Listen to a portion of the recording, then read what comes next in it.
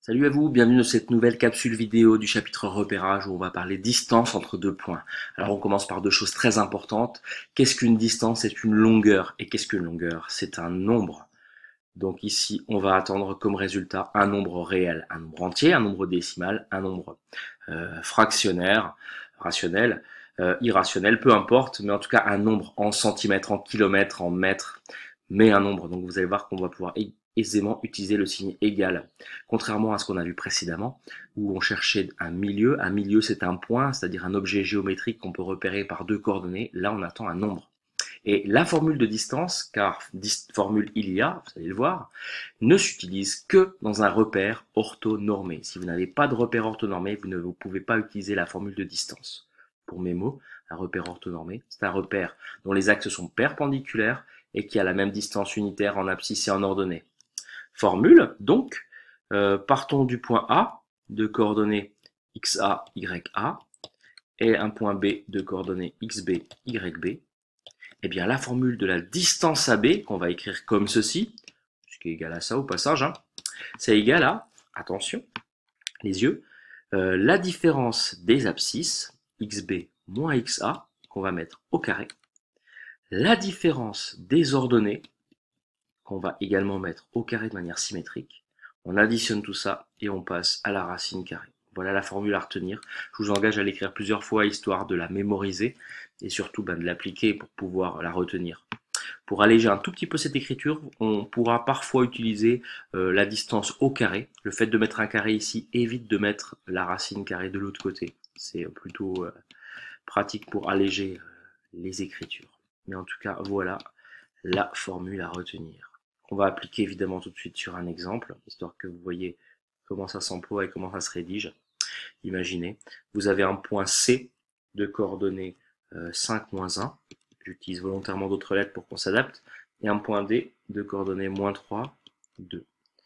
Et imaginez, on vous demande de calculer la distance CD, ou la longueur CD.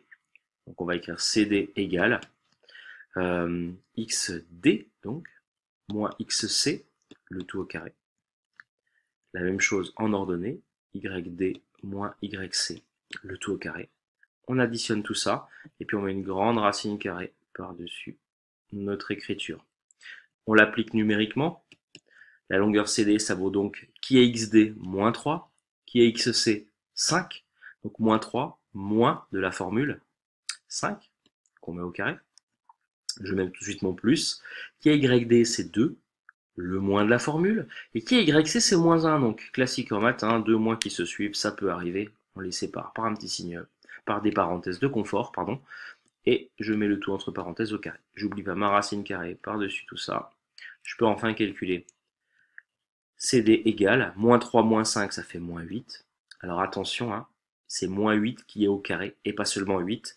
Là, c'est une erreur d'écrire ça comme ça. Il n'y a que le carré ne porte que sur le 8. Donc attention à bien mettre des parenthèses.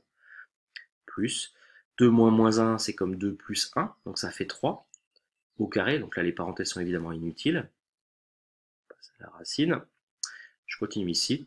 CD, bon donc, moins 8, le tout au carré, c'est moins 8 fois moins 8. Les moins s'annulent. Ça fait 8 fois 8, c'est-à-dire 64. Et 3 au carré, ça fait 9.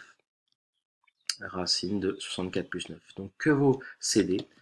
Racine de 73. C'est la valeur exacte en centimètres par exemple ou en unité de longueur. Tout dépend des unités qui sont posées dans l'énoncé. Au passage, pour ceux qui veulent, à la calculatrice, on constate que racine de 73, ça vaut à peu près 8,54. Donc, valeur approchée, des petites vagues, 8,54 cm. Mais s'il y a un seul résultat à retenir, ce sera la valeur exacte. Racine de 73. On finit sur GeoGebra. Je place dans la barre de saisie le point C, de coordonnées donc 5, moins 1. Le point D, de coordonnées moins 3, 2. Vous vous rappelez que la typographie n'est pas tout à fait la même, c'est le cas de le dire, que sur papier. En tout cas, on a nos deux points. Je fais le segment, juste histoire d'avoir un bon visuel. Et puis donc la distance, GeoGebra me permet de la calculer, elle est ici. La distance elle s'affiche de manière approchée.